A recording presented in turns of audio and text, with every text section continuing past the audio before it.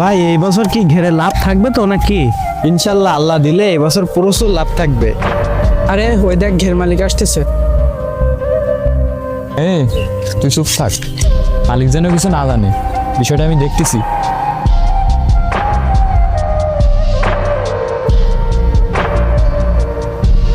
কি ব্যাপার সবুজ, আজ 10 দিন ধরে মাছের টাকা পাচ্ছি না, কারণ কি?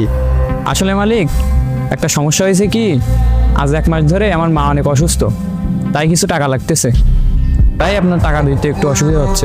ও আচ্ছা, তোমার মা অসুস্থ, তো আমাকে তো বলতে পারতে, আমি তোমাকে হেল্প করতাম। আচ্ছা ঠিক আছে, তাহলে তোমরা মনোযোগ দিয়ে কাজ করো, আমি আসি।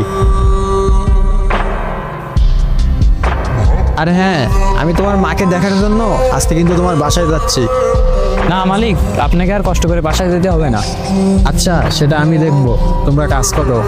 বন্ধু এখন কি হবে, মালিক যদি সবকিছু জেনে যায়? এটাই তো ভাবতেছি এখন, কি যে হবে।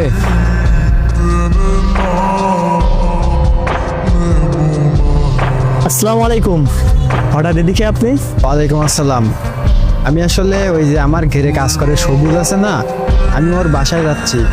শুনলাম ওর মা নাকি অনেকদিন ধরে অসুস্থ, এই জন্য দেখতে চাচ্ছি। কি বলেন? ওর মা তো অসুস্থ না, আমিও তো সকালে কথা বলে আসলাম, ওর মা তো সুস্থই আছে। কি বলো? ওর মা তো অনেক অসুস্থ বললো, 1 মাস ধরে আমার ঘেরের মাছের টাকা দেয় না, ওর মায়ের চিকিৎসার জন্য নাকি টাকা খরচ হচ্ছে, এই জন্য। মিথ্যা কথা ভাই, ও আপনার সাথে মিথ্যা কথা বলতেছে। ও ইদানিং ফোনে নাকি কি সব গেম খেলে টাকা নষ্ট করতেছে।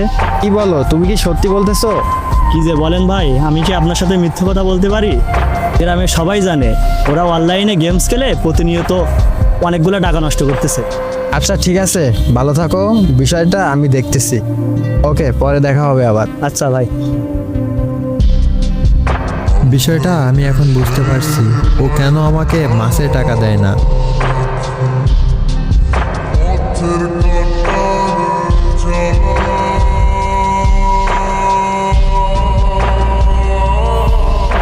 কি ব্যাপার মালিক, আপনি হঠাৎ এখানে?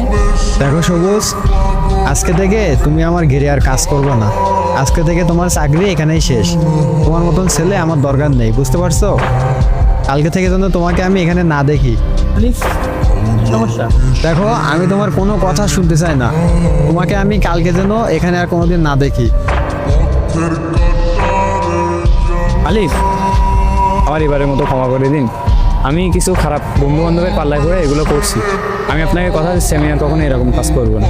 মালিক, আমার এই চাকরিটা খুব দরকার, আমাকে চাকরি থেকে বের করে দিবেন না। বাসাতে আমার মা একাই থাকে, আমারই সংসার চালাতে হয়। প্লিজ মালিক, আমাকে চাকরি থেকে বের করে দিবেন না। আমি আপনাকে কথা দিচ্ছি, আমি আর এরকম কাজ কখনো করবো না। দেখো, আমি তোমাকে এবারের মতো মাফ করে দিতে পারি, তবে নেক্সটে যদি তুমি এরকম ভুল কাজ করো না, তাহলে কোনোদিন কিন্তু তুমি আর ক্ষমা পাবে না। তোমার মুখের দিকে তাকিয়ে শুধু এবারের মতো আমি মাফ করে দিলাম। অনেক ধন্যবাদ মালিক আপনাকে। আচ্ছা ঠিক আছে, তুমি এখন তাহলে ভালোভাবে কাজ করো, আমি আবার আসবো পরে।